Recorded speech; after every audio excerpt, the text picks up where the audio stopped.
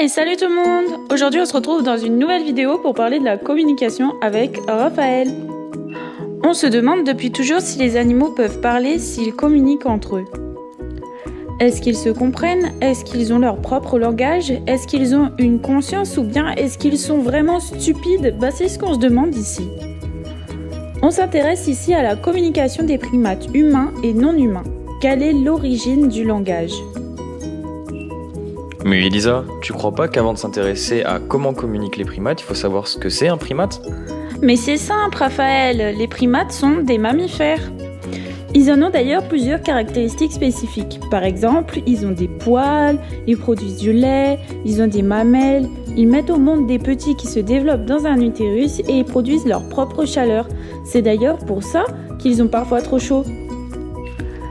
Mais alors, Raphaël, on descend du singe ou pas? En fait, l'homme et le singe ont un ancêtre commun. Pour comprendre, il faut faire un bond de 65 millions d'années en arrière. À l'origine, tous les primates ont un ancêtre commun. On ne sait pas grand-chose à son sujet, mais c'est de lui que tout est parti. Et puis, au fil de l'évolution, un premier groupe apparaît il y a environ 50 millions d'années. Aujourd'hui, des descendants de ce groupe vivent toujours. Ce sont les lémuriens qui ont élu domicile à Madagascar.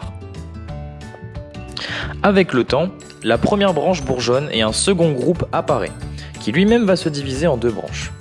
D'abord, on retrouve les singes du Nouveau Monde. On les appelle ainsi car on les retrouve principalement en Amérique.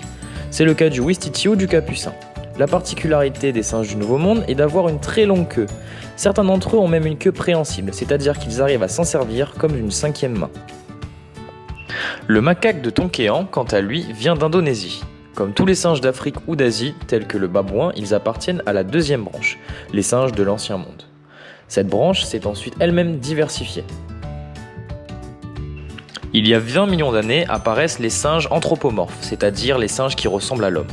D'abord, un premier rameau donne les gibbons, puis ensuite 3 bifurcations.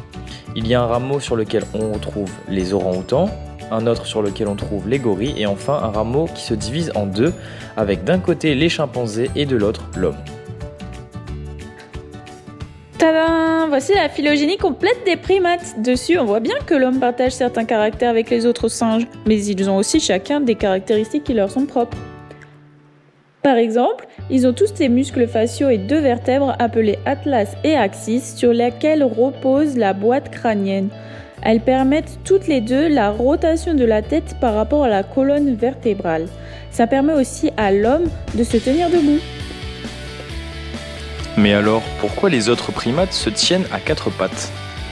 C'est vrai, l'homme est le seul primate à être capable de se tenir debout. Eh bien, c'est à cause de la position de la tête. En effet, chez l'homme qui se tient parfaitement droit et qui marche sur ses 2 jambes, le crâne, à la base, est percé par ce que l'on appelle le trou occipital. Et comme le trou est bien à l'horizontale, la tête et le cerveau se développent pile dans l'alignement du reste du corps. Du coup, l'homme peut se tenir debout parfaitement en équilibre.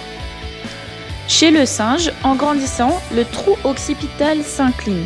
Du coup, la tête bascule et elle se développe vers l'avant. Elle n'est plus dans l'alignement du reste du corps. Elle déséquilibre le singe et elle le contraint à utiliser ses bras pour se déplacer. Enfin, les muscles faciaux et la posture corporelle de chacun des primates sont des éléments essentiels à la communication. En fonction de la mobilisation de leurs muscles et de leur façon de se tenir, chaque primate aura une manière différente d'interpréter une expression. Pour attirer l'attention, il existe plusieurs types de messages perçus par ce que l'on appelle le système sensoriel. Il y a la vue qui permet de distinguer la posture et les muscles faciaux, l'ouïe qui permet de reconnaître les vocalisations, l'odorat pour différencier les odeurs et le toucher.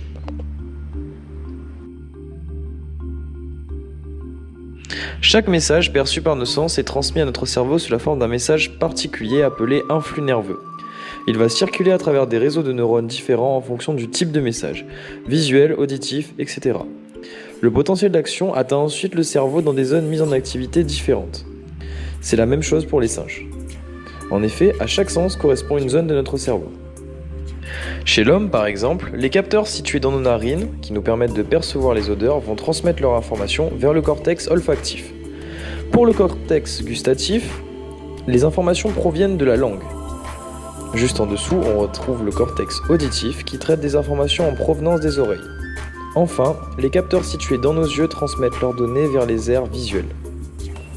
Même si les aires atteintes ne sont pas les mêmes pour les différents primates, le mécanisme reste le même. Après avoir été perçu par les différentes aires sensorielles, le potentiel d'action va être traité afin de créer une réponse adaptée. Le message entrant dans l'aire sensorielle est tout d'abord reçu par l'aire primaire qui reconnaît les différents signaux en provenance des régions du corps. L'aire secondaire, quant à elle, a un rôle d'interprétation des signaux provenant du corps. Elle affine en quelque sorte le message reçu par l'aire primaire. L'information est ensuite traitée dans les aires associatives. Elles vont permettre d'associer une perception reçue à une expérience préalable afin de pouvoir élaborer une action ou une association d'actions. Il existe 3 types de cortex ou aires associatives. Tout d'abord, le cortex sensoriel permet de traiter les différentes modalités d'un stimulus. Par exemple, l'aire de Wernicke est associée à la compréhension des mots. Ensuite, le cortex limbique donne une importance émotionnelle à la stimulation qui est perçue, grâce à des informations que nous avons en mémoire. Par exemple, l'insula et le cortex temporal vont tous les deux être impliqués dans la prise de décision d'une réponse adaptée en fonction des informations enregistrées. Enfin, le cortex moteur va permettre d'élaborer des décisions, une action. Par exemple, l'aire de Broca est la zone associée à la production de mots parlés et le gyrus singulaire aide à exprimer notre état émotionnel par le geste, la posture ou le mouvement. Toutes ces aires associatives communiquent entre elles et fournissent une information précise sur la nature du signal. Pourquoi est-ce qu'il est produit ? Comment est-ce qu'il est produit ? Et quelle est la nature de l'information extérieure ? Une fois traité et analysé par les aires associatives, l'influx nerveux est transformé en un message nerveux moteur. Il emprunte la racine ventrale de la moelle épinière puis circule dans un motoneurone jusqu'au muscle. Bon, tu vois, c'était pas si compliqué au final.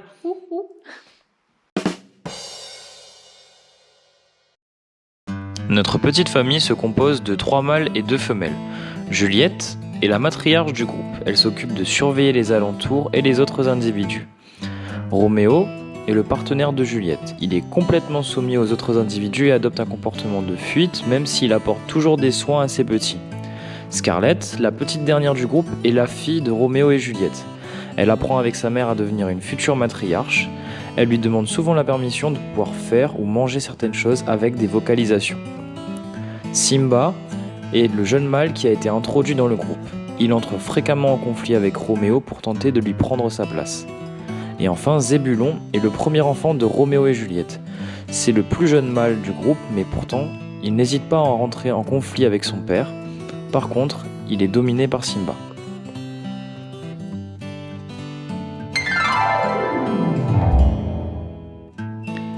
Pour communiquer entre eux, les lémuriens utilisent la vocalisation, les glandes hormonales et différentes postures, surtout en utilisant leur queue. En les observant, on a remarqué différents types de comportements. Les comportements innés qu'ils font tous les jours, comme se laisser prendre, faire des gymnastiques ou encore prendre le soleil, faire le toilettage après le repas, dormir après le toilettage, surveiller et mettre la queue contre soi pour se tenir chaud.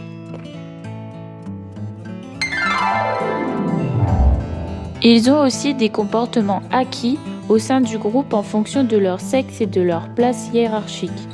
Ils envoient souvent des messages d'avertissement, d'un mécontentement ou alors des messages de soumission.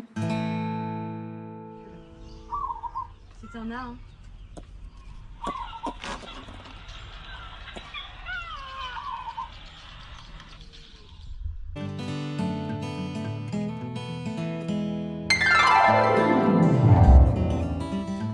Les lémuriens ont aussi des comportements exceptionnels. Ils produisent des cris d'alerte, ils appellent leurs congénères ou d'autres groupes de lémuriens et ils s'attaquent par les odeurs en se frottant leurs glandes sur leur corps et en projetant leur queue en avant.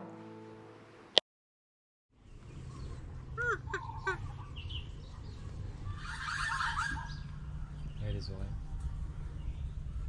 Là, il est aux aguets.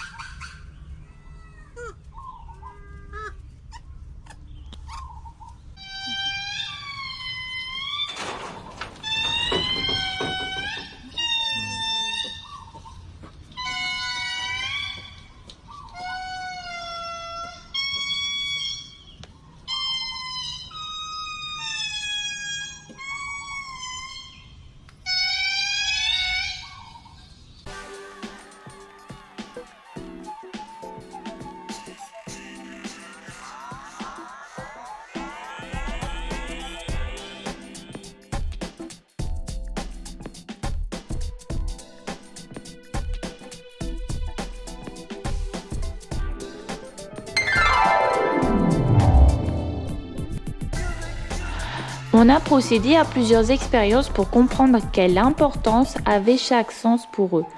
Promis, on ne les a pas torturés.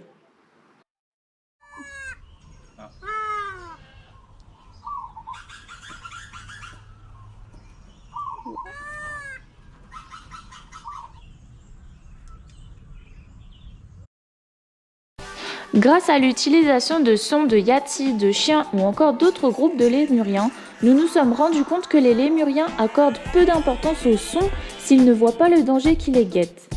Nous avons alors cherché à voir si le visuel prenait le dessus sur d'autres sens. Nous leur avons donc montré nos mains avec dans l'une leur friandise préférée et dans l'autre rien. Et sans qu'ils ne le voient, nous avons déplacé leur friandise dans l'autre main. Nous avons observé qu'ils allaient d'abord vers l'endroit où ils ont vu les friandises, puis ensuite vers la main où ils sentaient les friandises. Donc l'origine d'un son ou d'une odeur doit être associée à une image pour qu'il y ait une réaction prioritaire. Sinon, les makikata se lassent et finissent par ne plus se préoccuper de l'origine du signal. Nous avons ensuite fait une deuxième expérience en disposant un miroir dans leur cage. Nous avons alors confronté les lémuriens à leur propre reflet et nous avons remarqué que dans les deux sous-populations, seuls les plus forts hiérarchiquement réagissaient en premier. Ils cherchaient alors où était l'animal étranger, ils sentaient le miroir, ils marquaient leur territoire grâce à leur glande hormonale. Les makikata ne sont pas assez conscients d'eux-mêmes pour se reconnaître dans le miroir.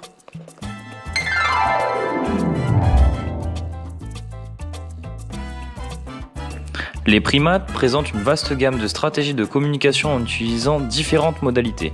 Bien que la plupart des comportements de signalisation et de production aient été transmis génétiquement de génération en génération et qu'ils soient présents à la naissance chez les primates, ces comportements subissent un processus important de raffinement ontogénétique par apprentissage et par imitation des pairs au cours de la vie.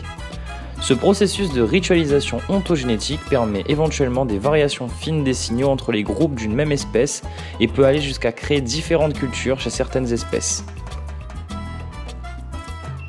L'une des raisons qui rend l'étude de la communication des primates et des mécanismes neuronaux associés passionnante est qu'elle offre la possibilité de comprendre l'étendue des connaissances des primates sur leur monde social et extérieur.